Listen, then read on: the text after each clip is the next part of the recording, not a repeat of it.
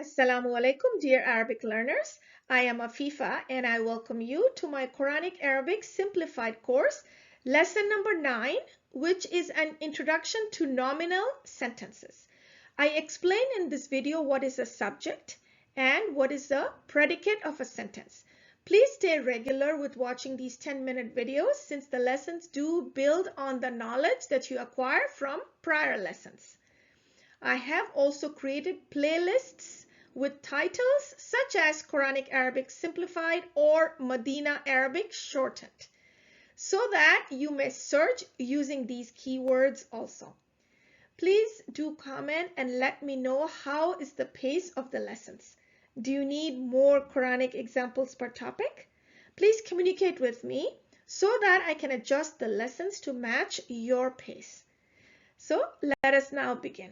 Bismillahir Rahmanir Rahim. Now we're going to talk more about the nominal sentence, which in Arabic is called al-jumlatul ismiyatu. So before that, let's review what is a sentence in English. So a sentence is a group of words which makes complete sense.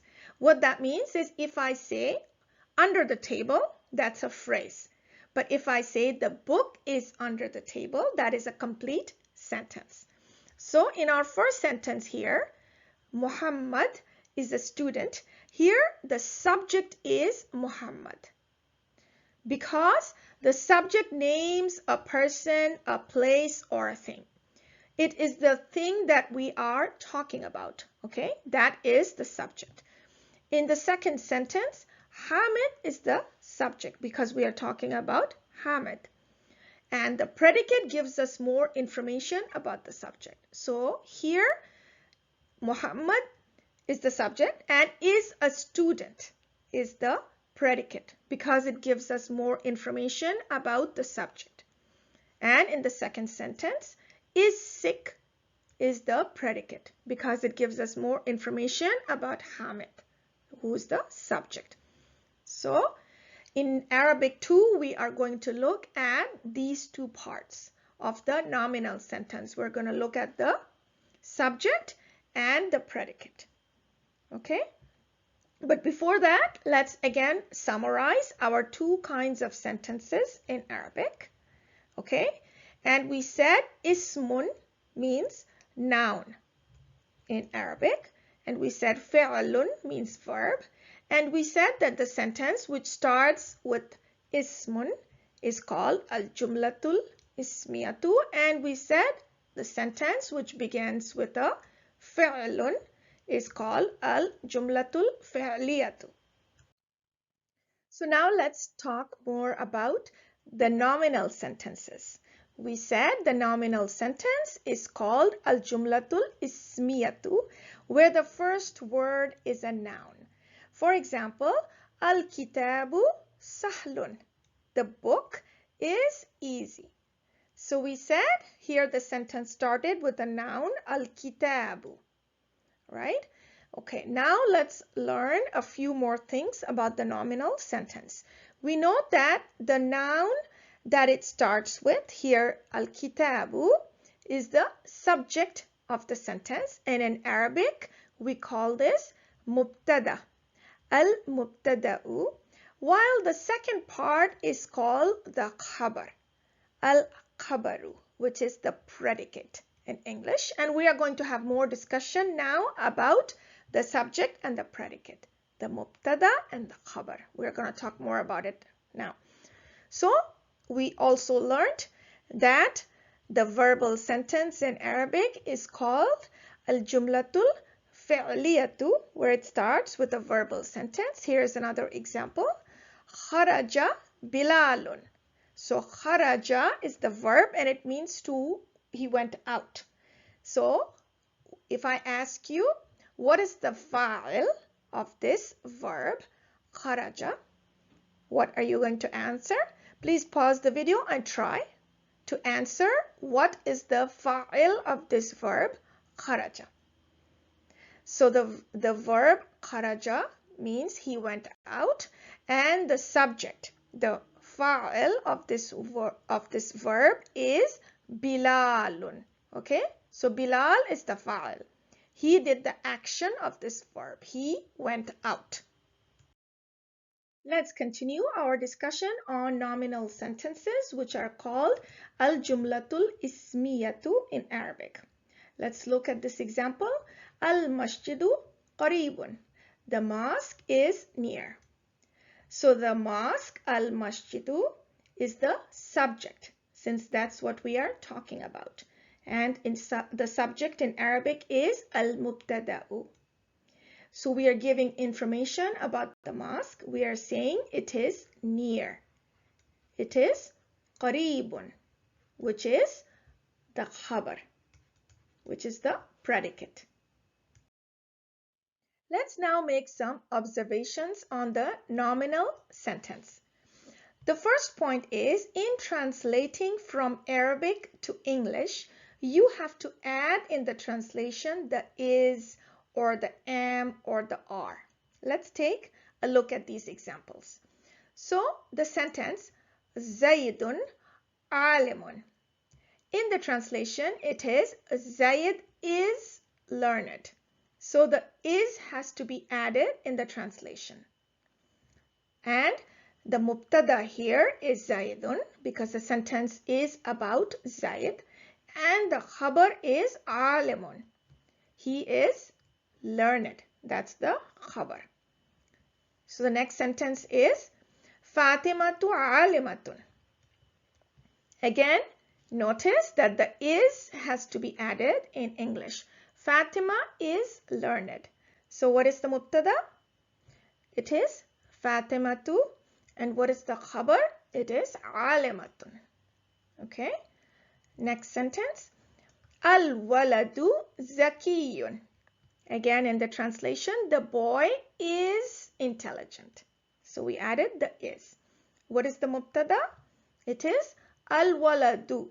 And what is the khabar? It is zakiyun, is intelligent. Okay. And the last sentence here is al-bintu jamilatun. So in the translation, we add the is. The girl is beautiful. So what is the mubtada? It is al-bintu. And what is the khabar? It is jamilatun. Okay. So let's make a second observation, which is the subject of the nominal sentence, which is the mubtada, is almost always a definite noun. Okay.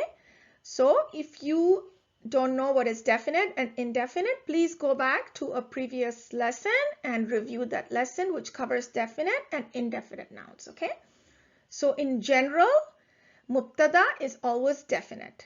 We will cover the exceptions in a later lesson, but for now, it is enough for you to understand that the mubtada is definite. Let's take a look. Al-waladu has the al in front of it, which makes it definite. Al-bintu has the al in front of it, and it is definite. And as we discussed before, names which are proper nouns are also definite, such as these are proper names like Zayed or Fatima. They're proper names, so they're definite.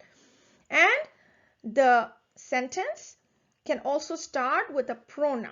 I mentioned this before also in a previous lesson, and a pronoun is also definite because it substitutes the noun. So for example, the sentence can start with huwa or ana, and they're all definite because they are a pronoun. And the third observation that we make is the predicate. The khabar is usually indefinite. Okay, again, let's not worry about the exceptions. In general, the khabar is going to be indefinite. As you observe here, alimun is indefinite, alimatun indefinite, zakiyun indefinite, and jamilatun is also indefinite. And also please observe that the khabar agrees in gender with the subject. So in this first example, we said Zaydun alimun. Okay, he's masculine, so we said alimun. Now Fatimatu is feminine. So the ta marbuta has been added at the end as a marker for feminine. So now there is a future lesson which will come up to talk about some markers for how to identify feminine. That's in the future. But for now, it's enough for you to know that sometimes the addition of a ta marbuta at the end can be a sign of gender, of the female gender. So here it is alimatun, which is the predicate. The khabar is matching the gender of the mubtada. Because the mubtada is feminine, the khabar is also feminine. Okay, in this case, Zayed was masculine, so the khabar alimun is also masculine. Okay, again, al-waladu is a boy, so this is masculine, zakiyun, and al-bint is a girl, so that's the reason why it is jamilatun. The khabar matches the gender of the mubtada. So here comes my favorite part where you learn a new rule and apply it to a verse from the Quran. So let's do the first one together. Muhammadun Rasulun. So I suggest you pause the video here and try this on your own. And then we can do it together. So when you translate this, remember to insert the is. Muhammad sallallahu alaihi wasallam is a messenger. Okay, so the mubtada is Muhammadun right here, and the khabar is a messenger. Okay, and notice here that the khabar is indefinite with a tanween, and this is why the translation says a messenger. And the mubtada Muhammadun is definite because it is a proper noun. Okay, so the next one is Al-Qur'anu Kitabun. So again, pause the video and try to identify the mubtada and the khabar. Okay, so here the translation is the Quran is a book. Again, don't forget that in English we put in the is. Okay, so Al-Quran is the mubtada and it is definite, and Kitabun is the khabar and it is indefinite, which is why it is a book. Let's take another example from the Quran. Wallahu sami'un alimun. So take a pause of the video and try this on your own. So the translation is, and Allah is the all-hearing, the all-knowing. Here the subject is Allah, because we are talking about Allah, and the predicate is Sami'un Alimun, as it tells us more about Allah. He is all-hearing and all-knowing. We also observe that the subject, the mubtada, is definite because it is a proper name, and we observe that the khabar is indefinite. Let's summarize. The nominal sentence in Arabic is called al-jumlatul ismiyatu, and it consists of the al-mubtada'u and al-khabaru. The lesson has come to about 10 minutes, so I'm going to stop here and continue the discussion on the subject and the predicate in the next lesson. So please make sure you review this lesson thoroughly before moving forward. If you are regular with watching the 2 or 3 short videos that I post per week, you will succeed in mastering Quranic Arabic, InshaAllah. If this video benefited you, please do like, subscribe, comment, and keep watching these short videos. Subhanaka wa bihamdika la ilaha illa anta astaghfiruka wa atubu ilaik. Assalamu alaikum wa rahmatullahi wa barakatuh.